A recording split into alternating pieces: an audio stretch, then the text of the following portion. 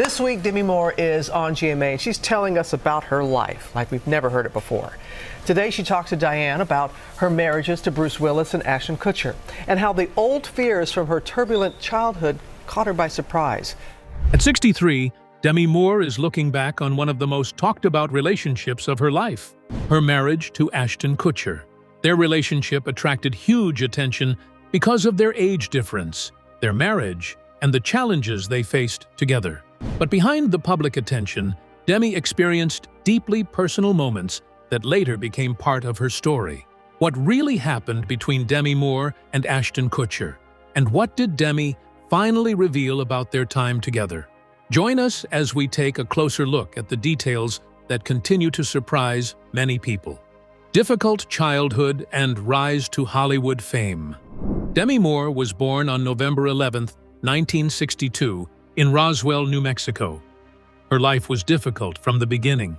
Her father left before she was born, while her mother struggled to care for her.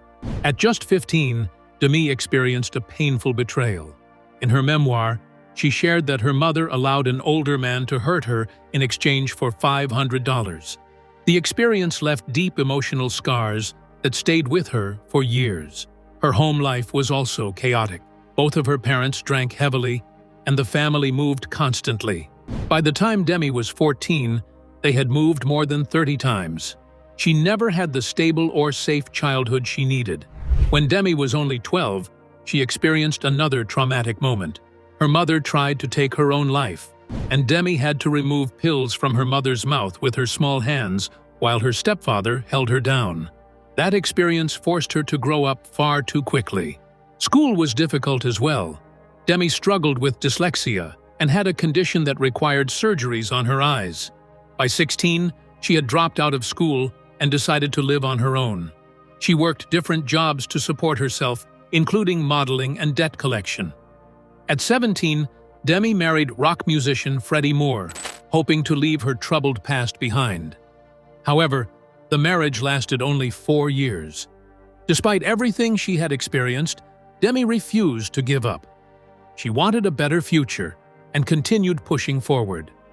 At 19, she received her first major opportunity when she was cast in the soap opera General Hospital as journalist Jackie Templeton.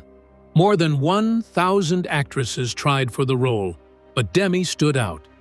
She earned $750 per episode, and the role became the beginning of something much bigger. Jackie was strong and determined, which was not common for women on television at the time. Demi's performance impressed both viewers and producers, opening the door to greater opportunities. However, Demi was also facing a serious problem away from the screen. She was struggling with addiction and partying heavily, sometimes for days. Director Joel Schumacher recognized her potential and stepped in to help. For her next major project, St. Elmo's Fire, he gave her an ultimatum: get sober or lose the role. Demi chose to fight her addiction and succeeded. The studio even paid for someone to stay with her throughout filming to help her remain on track. The rise to Hollywood stardom. Demi Moore became a superstar in 1990 with Ghost. The film was a massive hit, earning $505.7 million worldwide despite its $22 to $23 million budget. It became the highest-grossing movie of 1990 and, at the time, the third highest-grossing film ever. In 1991, it also became the most rented video in the United States. Moore played Molly Jensen, and her performance deeply touched audiences. The pottery wheel scene with Patrick Swayze, set to Unchained Melody, became one of the most famous moments in movie history. Her short haircut also became a global fashion trend. At the same time, her husband Bruce Willis had major success with Die Hard 2. Their movies became the top 2 films in theaters at the same time, something that did not happen for another married Hollywood couple until 34 years later.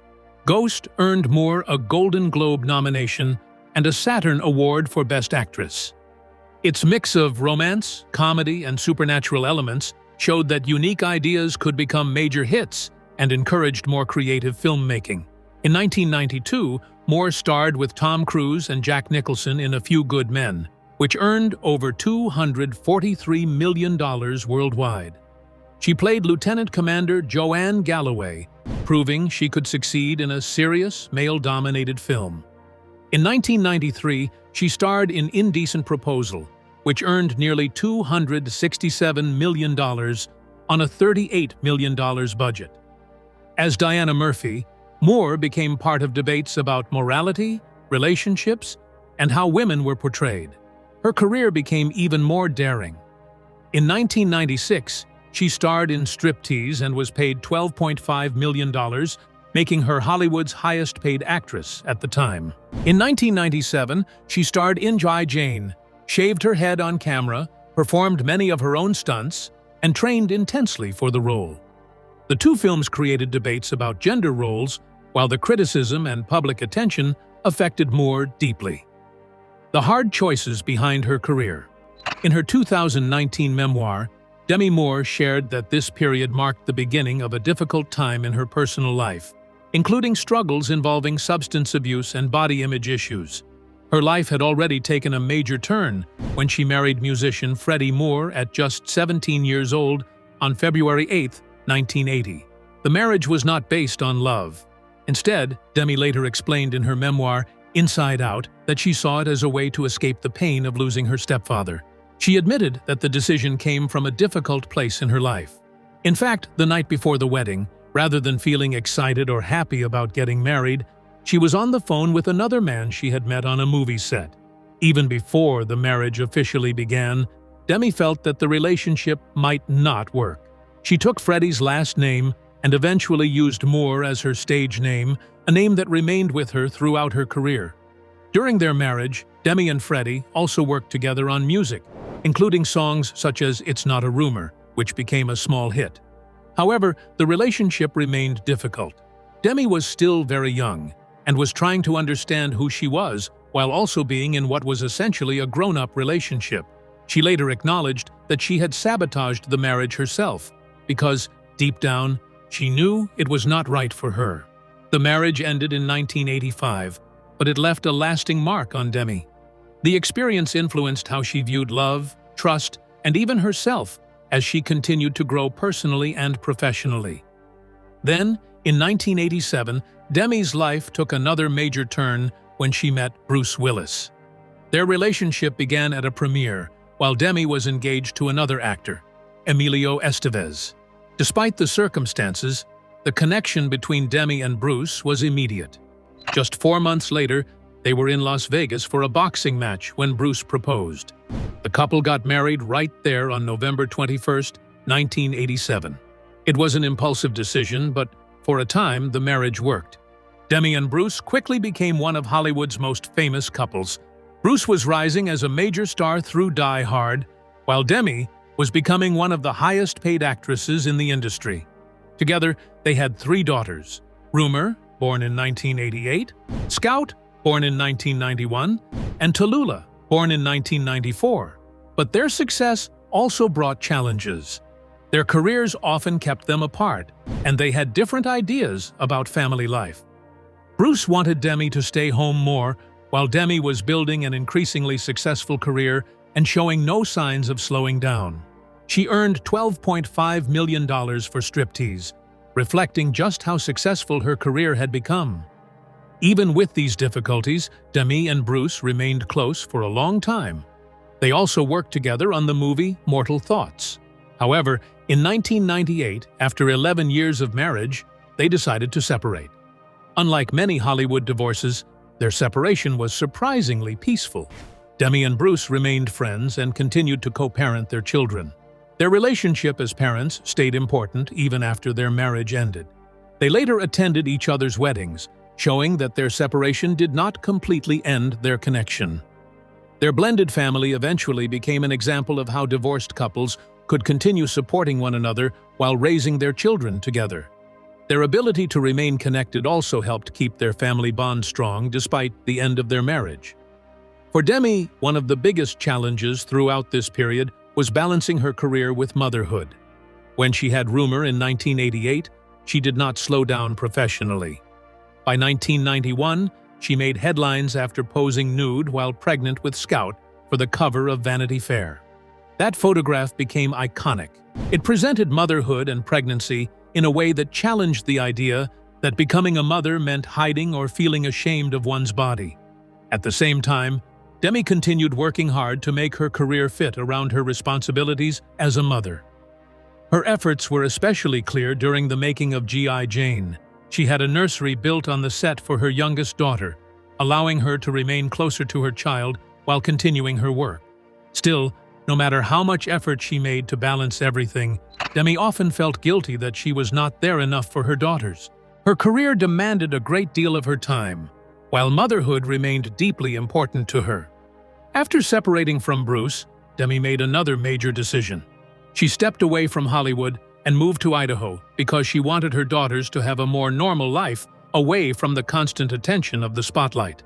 This choice meant stepping back from her career, even though she had reached an important point in her professional life. For Demi, however, giving her daughters a quieter life mattered deeply. Her journey through marriage, divorce, career success, and motherhood was filled with difficult choices. From marrying Freddie Moore at 17 to building a family with Bruce Willis, Demi experienced major changes while still trying to understand herself.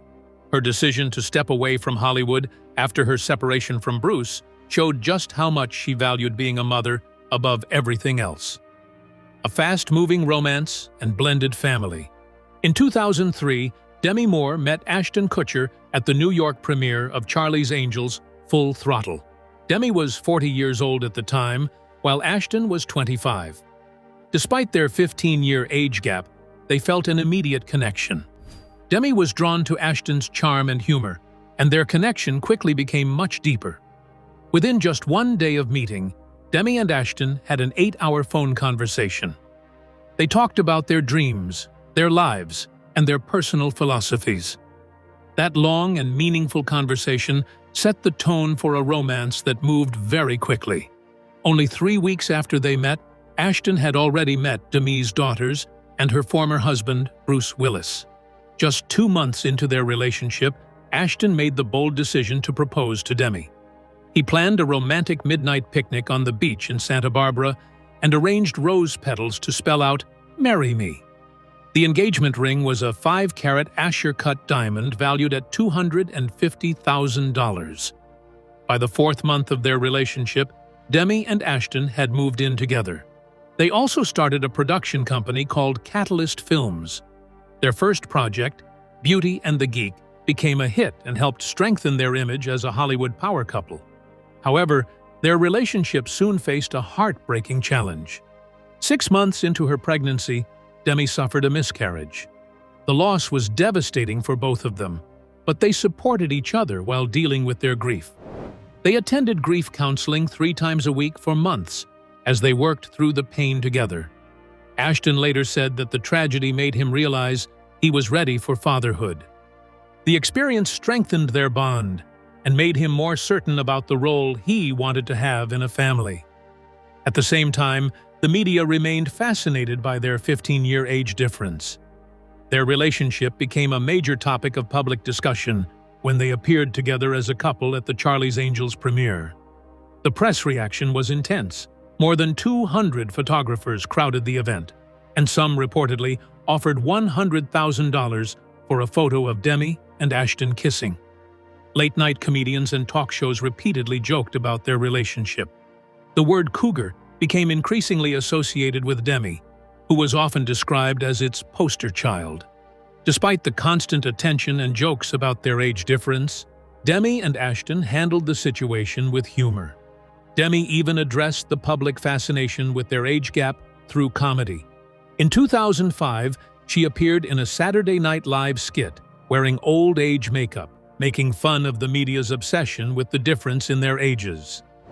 In September 2005, Demi and Ashton had a private wedding at Demi's home in Beverly Hills. The ceremony had about 100 guests, including Bruce Willis. Demi wore a Lanvin gown, while Ashton wore a cream Brooks Brothers suit. They exchanged their vows beneath a Kabbalah chuppah, reflecting their spiritual beliefs. One of the most touching moments came when Demi's daughters, Rumor, Scout, and Tallulah, read heartfelt letters to Ashton. Ashton gave each of the girls a Cartier love bracelet as a symbol of his commitment to their family. Bruce Willis was reportedly moved to tears by the ceremony. After the wedding, Demi and Ashton embraced their life as a blended family. They bought a home in Idaho, where they enjoyed family vacations and hosted themed parties. They also spent time with Bruce Willis, co-parenting smoothly, and even taking vacations together as one extended family. Bruce praised Ashton's relationship with his daughters, saying he was one of the only men they had told they loved. Ashton's role as a stepfather was significant. At just 27 years old, he took on the responsibility of helping raise 3 girls who were 17, 14, and 11. Ashton committed himself to the role. He attended their school events, supported their performances, and even learned how to French braid their hair. He also admitted to taking parenting classes so he could better understand his responsibilities as a stepfather. His approach to the family was based on the belief that love does not become smaller when it is shared. Instead, he believed it grows. He encouraged the girls to follow their interests and supported them in their individual goals. Ashton helped Rumor set up her first Twitter account and produced her film The Whole 10 Yards. Scout credited him with inspiring her interest in technology, which eventually led her to study computer science. Still, becoming part of the family was not always easy for the girls. Tallulah later wrote that Ashton's presence initially confused her because she was unsure how to accept him in a fatherly role. Rumor also admitted that she had a crush on Ashton before he began dating her mother, which added another layer of complexity to their relationship. A marriage marked by loss and heartbreak. Demi Moore and Ashton Kutcher were thrilled when they learned they were expecting a baby. Moore was 41 years old and 6 months pregnant when their happiness suddenly turned into heartbreak. During a routine checkup on September 23, 2003, they learned that their baby girl, Chaplin Ray, had no heartbeat. The loss deeply affected Moore. She had been sober for almost 20 years, but after losing her baby, she blamed herself. She believed that her occasional drinking and smoking early in the pregnancy may have caused the loss. The grief became overwhelming, and she fell into a deep depression. She began using alcohol and painkillers such as Vicodin to numb her emotional pain. Her weight also dropped dangerously low, reaching just 98 pounds. Moore and Kutcher tried everything they could to have another baby, including in vitro fertilization, but nothing worked. The situation left Moore feeling even more broken. In 2019, she described that period as a time when she felt completely lost and empty, and struggled to understand how to cope with everything she was going through. The miscarriage also placed enormous pressure on their marriage. Kutcher did not fully understand the depth of Moore's pain. In her memoir, Inside Out, Moore explained that he tried to support her, but could not truly connect with what she was feeling. That emotional distance continued to grow and began to damage their relationship. In a desperate attempt to save their marriage, they tried unusual things. Moore revealed in her memoir that they even had threesomes because Kutcher asked for them. She wanted to make him happy, so she went along with it, but the experience left her feeling ashamed and uncertain about their relationship. They also turned to spirituality, hoping it could help them. They visited the Kabbalah Center in Los Angeles and even traveled to Israel for a spiritual retreat. However, none of these efforts repaired the problems in their marriage. The pressure to have another baby, Moore's struggles with addiction, and their age gap added even more difficulty to an already painful situation. Things became even worse when rumors of Kutcher cheating emerged. On their 6th wedding anniversary, September 24, 2011, Kutcher reportedly spent the night with a 22-year-old woman named Sarah Leal. Moore had actually seen Leal before at a bowling alley, where Leal boldly gave Kutcher her phone number in front of Moore and her daughter. Moore discovered the affair through a Google alert on her phone while she was getting ready for a red carpet event. When she confronted Kutcher, he admitted it. Moore said she was so shocked that she could not breathe. She later learned that he had cheated before, with a 21-year-old woman named Brittany Jones. The situation became even more painful when Kutcher tried to justify his actions by saying that their threesomes had blurred the lines in their relationship. Instead of making things easier, this explanation deepened Moore's hurt. The cheating became public, making the situation even more difficult for Moore. Just days after the scandal broke, they appeared together at an event for their foundation against human trafficking. Moore had to stand beside Kutcher while he spoke, even though she knew what had happened. For her, the situation was deeply humiliating. On November 17, 2011, Moore announced their separation. She described it as a painful but necessary decision and said that she needed to remain true to her values. The divorce process continued for almost 2 years. Kutcher officially filed for divorce in December 2012, and the divorce was finalized in November 2013. Moore later said that the end of their marriage felt like a nightmare and deeply damaged her self-esteem. Kutcher also admitted in a 2023 interview that the divorce made him feel like a failure. Both of them struggled to heal, especially because so much of their pain was being played out publicly. After her divorce from Kutcher, Moore's life became increasingly difficult. She had been sober for nearly 20 years, but everything changed, and she returned to addiction. Things became especially serious on January 23, 2012, when Moore had a seizure during a party at her home in Benedict Canyon. She had been smoking synthetic substance and inhaling nitrous oxide. When someone called 911, they described her as semi-conscious and shaking. It was a terrifying moment and the beginning of an extremely dark period in Moore's life. Over the next 3 years, her addiction became worse. She began taking as many as 12 Vicodin pills each day and drinking Red Bull mixed with vodka. She also became deeply focused on her body, spending hours looking in the mirror and convincing herself that she needed to be thinner. Her health became so poor that she weighed only 102 pounds. The stress, exhaustion, and lack of proper food contributed to seizures, leaving her in a very serious condition. During this difficult period, Moore became extremely isolated. She avoided her family and friends and spent much of her time alone. She even missed her daughter Rumer's 30th birthday and stopped attending other important family events. The combination of personal loss, addiction, marriage problems, and public pressure had a profound effect on Demi Moore, leaving her facing one of the most painful periods of her life. Demi Moore's journey back to her daughters and a new view of love. By September 2012, Demi Moore finally entered rehab at a luxury center in Utah called Cirque Lodge. The treatment cost $150,000 a month, but it was an important step toward getting better. Demi's addiction had affected more than her own life. It had deeply damaged her relationship with her 3 daughters, Rumer, Scout, and Tallulah. Things became so difficult that Demi and her daughters stopped speaking for 3 years. Tallulah, who was 25 at the time, explained how frightening the situation had been for her. She felt that her mother had become a different person, almost like a monster. Tallulah remembered feeling anxious whenever Demi's behavior changed, especially when her speech became slower or when she acted overly affectionate. The stress also contributed to Tallulah developing an eating disorder and body image issues.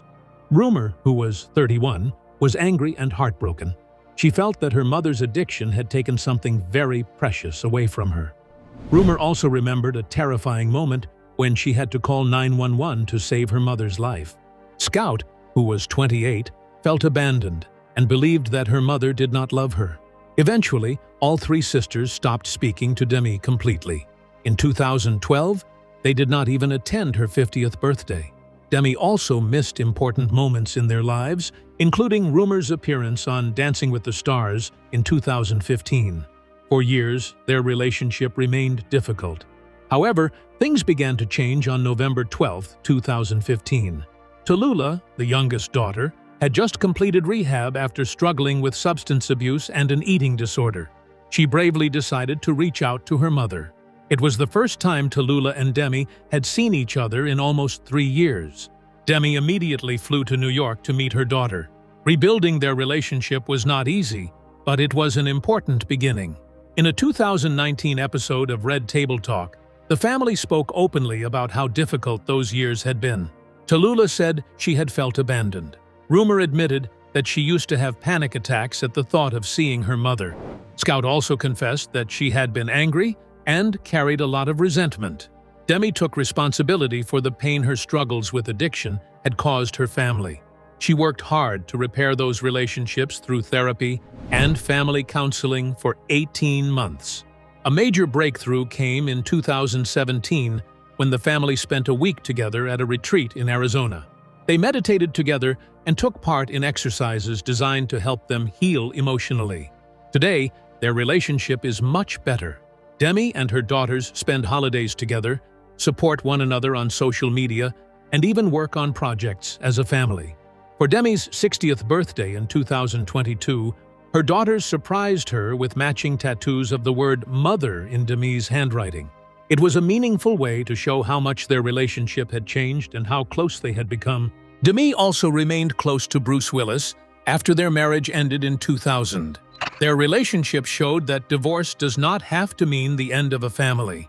When Bruce's family announced in 2022 that he had aphasia, Demi was among the first to share the news and show her support. Since then, she has continued to be there for Bruce. She has spent time with him and his wife, Emma Hemming Willis. In 2023, Demi joined Bruce's family to celebrate his 68th birthday. She even shared a sweet video of everyone singing Happy Birthday together. The video went viral and showed how strong their family bond remained.